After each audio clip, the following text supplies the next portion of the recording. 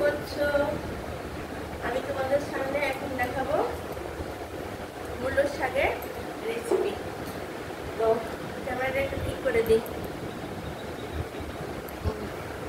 হ্যাঁ, মূলো শাকের রেসিপি। তো মূলো শাকটা আমি দেখো এরকম একদম কুচি কুচি করে কেটেছি, একদম কুচি কুচি করে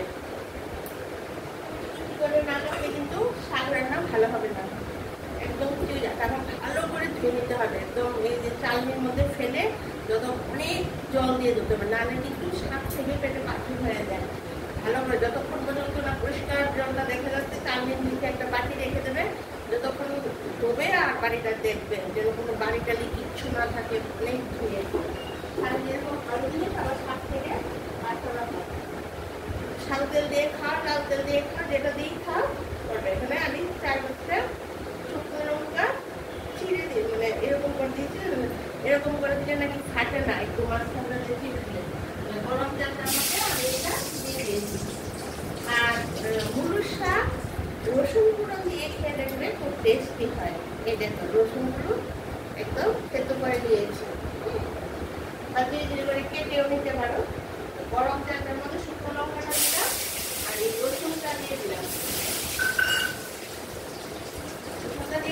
রসুনটা লাল হয়ে গেল বন্ধুরা, রসুনটা লাল হয়ে গেছে। এখন আমি শাকটা দিয়ে শাকটা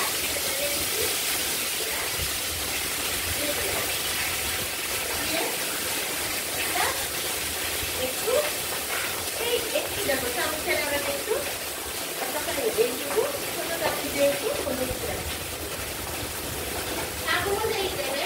এখানে আমি 1 আঁটি মূলোর শাক নিয়েছি, ঠিক আছে? যার যার শাক শাকটা তো মজে যায়, শাকটা তো মজে যাবে, মজে এইটুকু হয়ে যাবে। তার জন্য নুনটা অল্প করে দেবে, এইটুকু শাক না আমি 1 আঁটি শাক নিয়েছি, তো তার জন্য আমি মাত্র এইটুকু নুন দিয়েছি, অল্প একটু দেবে, 1 চিমটি একটু। আমি আরেকটু বেশি যাবো কারণ এই শাকটা মজে এইটুকু হয়ে যাবে। শাকটা ধুয়ে দেবে।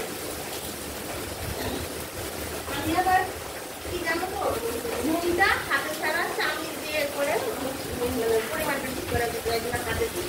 আর 4টে কাঁচা লঙ্কা দিয়েছি চিড়ে, আর কিছু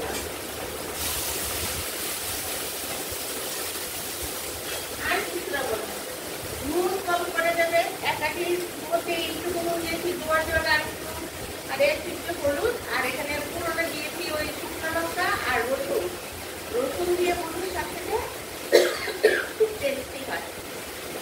আর কিছু না, নুন হলুদ রসুন আর শাকটাকে তোমরা নিজেরা কাটো বা কাটে দিয়ে কাটো, একদম ধীরে করে কাটতে বলবে, নাহলে শাক কিন্তু এরকম ভাবে শাক কাটলে শাক কখনো ভালো হবে না। আর সবচেয়ে যেটা জরুরি সেটা হয় যে শাক পাতাটা খুব ভালো করে চালনির মধ্যে ফেলে নিচে একটা বাটি রেখে এরকম ভাবে ধরে দেবে, এখনো পানি না থাকে। তাহলে কি হয়, শাকটা কেটে কেটে কেটে এরকম ভাবে আমরা সব ভালো করে নামিয়ে পেটে পাথর হয়ে যাবে।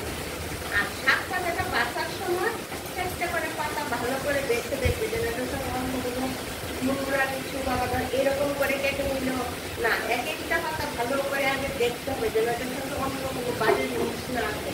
তারপর শাক পাতা এগুলি খেলে ভালো করে শাক পাতাটা রোমান শাক পাতা খেলে খুব শাক খায়।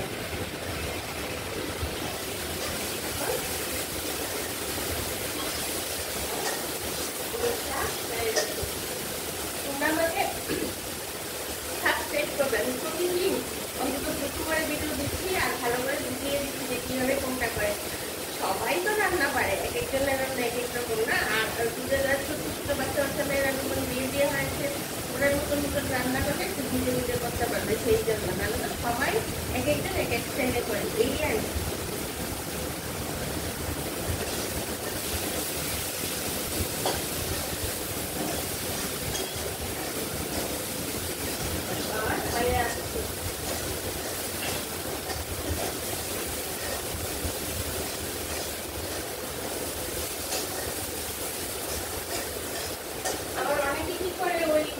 শাকের মধ্যে মানে যদি কেউ পরি দিতে পাওয়া যায় ভেজে দেয় অনেকে দিয়ে, আমি আবার এরকম নর্মাল কিছু ছাড়াই শাকটা খেতে আমার ভালো লাগে। শাক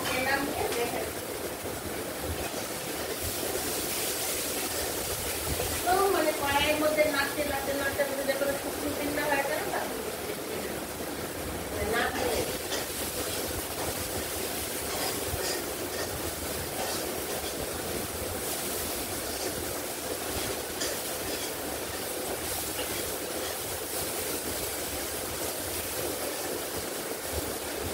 তখন না বুঝবে শাকটা হয়েছে। তারপর যখন দেখবে একদম তেলটা তো অল্প করে দেবে, একদম পুরো শুকিয়ে গেছে, একটা শাক শাক একটা গন্ধ বেড়ে গেছে, আর শাক পাতাটা সাইড দিয়ে করে তেলটা দেখা যাচ্ছে, তখন ভাবে শাকটা পুরোটা হয়ে গেছে।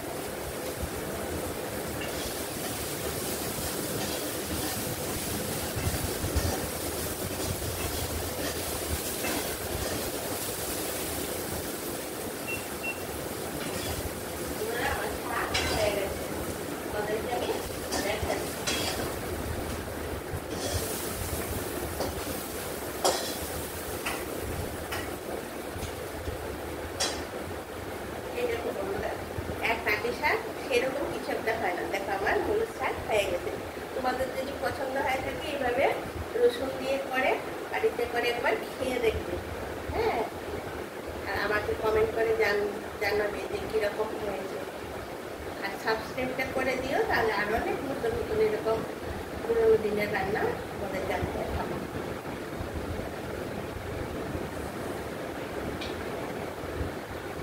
তাহলে এখন আসি, পরের ভিডিওতে আবার দেখা হবে। আমি লাঞ্চে আসছি, চায়ের আড্ডায় আসছি, তোমরা আমাকে